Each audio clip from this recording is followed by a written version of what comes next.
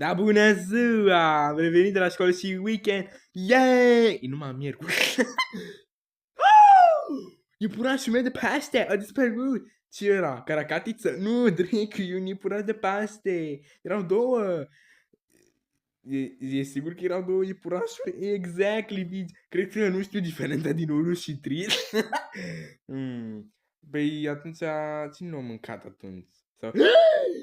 Pentru că l-ai mâncat chiar tu, eu? Și cum nu mi-aduc aminte absolut deloc? Poate ești un somnambul. Ce un somnambul? Cineva care se trezește din somn fără a se scula. Mă mâie. Am venit la cabina, am mâncat tipurașul și am mâncat cută cu plastic. Dar dimineața era încă acolo, bici. Da? Și zici de... Măta! Știi că nu-i place atunci când mănânci urciuri, nu? Bici. Da, zice că nu, că fac diabet. Așa că de a îndepărta diabetul și COVID-ul, s-o trecurat în camera ta. Da ninja. Și l-am mâncat. Dar ea ai fă și mi-a făcut ea cadou. Deci de ce mi-ar fura ea? Da? Nu știu. Ce zici de tactul? Ecu, știi că n-are cum să fie, că are șocofobie. Atunci peștii. Știi ceva? Peștea mi se păreau tot timpul suspect. Cine ar ține pirania în care... Ei au furat iepurele. S-o planificat totul de la început. Undiță. L-a luat și l-a pus în bazin. Vai, Nolic. Ești un amuzament. Știi ce va fă? Trebuie să faci o alarmă de security pentru asta. Exactly. Dar înainte de asta să-l mănânc, ca să nu mai facem alarmă și pentru data viitoare. Nu, stai aia! Hai să găsim altceva mai bine. Și să zicem să facem o alarmă AI. Ce? Bă, dar nu mai știe limba română. O alarmă este atunci când de la casă, mașină, alte obiecte, Mona Lisa, are de obicei sunet, sirenă sau lumină prin cablu în casă. Când acesta încearcă să intre undeva de alarmă, va suna și practic va avea și zgomot și lumini. Epilepsie. Și astea are și poliția, dacă nu știai. Hey, sir policeman. Genial, Beats. Dar cum facem noi alarmă, Beats? Ai căcaturile alea electronice, dracu. Adu-le încoa. Ok. El guguru. Bun. Luați-le. Beats, vino să mă ajut. Atâta tot trebuie să le rup că nu mai văd. Pune acolo. Băgăm bateria externă. Așa. Becul. Tidi, așa. Nu mai mereu ăsta, Drake, nu mai mănânc. Tidis! Ăsta este semnul fixichilor. Când o muncă a fost terminată, strigăm Tidis! Și ne aruncăm mâinile în aer ca boi. Efectiv. Și știți ce ceva e așa fain? Nu. Este că atunci când munca este așa, noi ne place să reparăm căcaturi. Dacă nu vrem. În primul rând trebuie să știi ce e stricat, să știi de ce a fost stricat și să repare acel lucru prost. Și de asta... Unu, înțelege, doi, crește și ar trei, măta. Trăidezi! Așa că e amuzant. Vai, am murit. Și nouă ne place. Dracu. Deci, ia, încearcă. E sigur, fă? Mă tem. Hai, fă, nu dai că nu-mi vede mușcă. Ok. Tulele! Zici că e banca românească. Ok. Ne lumină ca lui Licuriții. Bun, haide. O venit, mă. Oriri. Orange, la blue. Polis. Cine? Căcânele. Dacă din au voi ciocolat. Tu ești aia care mi-a luat ciocolat?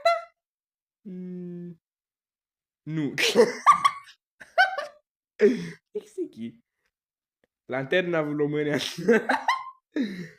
Unde dracui? Ce cauți, bitch? Lanterna. Pentru ce?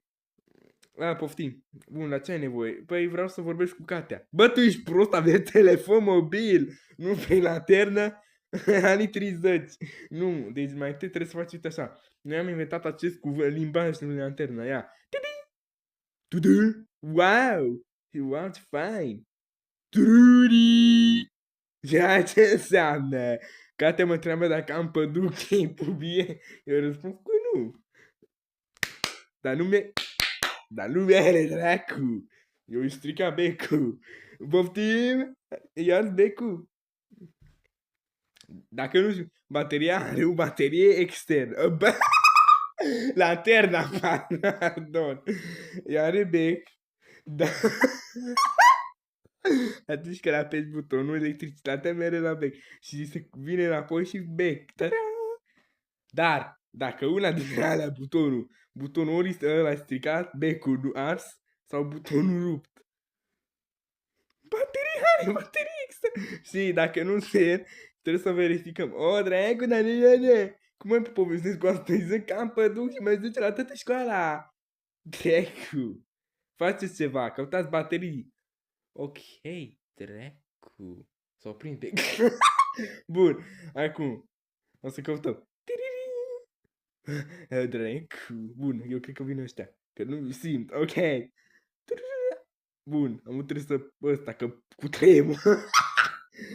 Bici, ați venit. Avem nevoie de bateriile alea. Știți, de alea de lanternele alea. Da, anul de lanternă.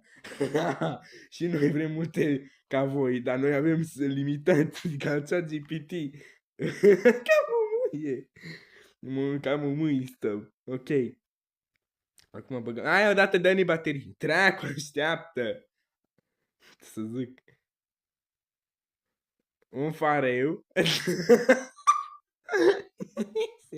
Navigarea unui vapor, da, vaporul ăla, Titanic. Și pentru a ajuta, a fost primul la Ferrari, nu mi zice, far, care ajută egiptenii să vadă unde să meargă vapore, avioane. Dacă nu știați, există mii de antichități cum erau, iar prima a fost asta, ala care are o lanternă foarte puternică, care permite lumina să meargă în ceață. Iar asta face efectiv să meargă mai repede. Vai, dar vaporul râd. Acum. Și cu avioanele poate să le vibreze. Și așa poate efectiv să meargă cu ale baterii. Bun, poftim dracu. Mulțumesc. Aveți grijă că am dat 1 euro pe și nu cumva să pierdeți. Că, ok. Ce fain că avem nevoie de asta. Ok. Bun. Dar unde mergi? Acum ai venit după mine ca unde? Ok. Mă dam pe covorul tău. Uite-o și pe asta. Doarme. A! Au? Acum s-o călărim pe... Bun. Ține băi la beats! Hai odată. Muri! Vai, n-am de picăm iară, beat. Am dat să picăm. Iau! Iar picăm de...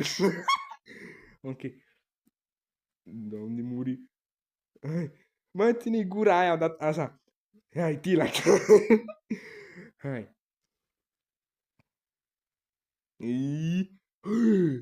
Drecule, mă lași. Bit. Da, bit. Cât de cârli. Tommy. A? Am dat de Lili. Zile câinele ăsta să plece. Ieși afară. Acum. Așa. Perfect. Am murit. Bun, o să dăm baterii de exces ca să vedem problema. Dăm lanterna aia odată aia, ok, știi? Nu, i-am deja spus. Ce, i-ai dat mesaj? Nu, deja i-am făcut semn. Ce semn, bit? I-ai făcut semn prin lanterna stricată, iar nu, i-am dat semn, uite, prin bec. Tu, tu, tu. Deci vrei să-mi spui că noi am murit aici cu câinele deja?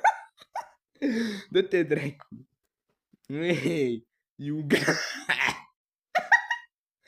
Nu te... Oh, yay!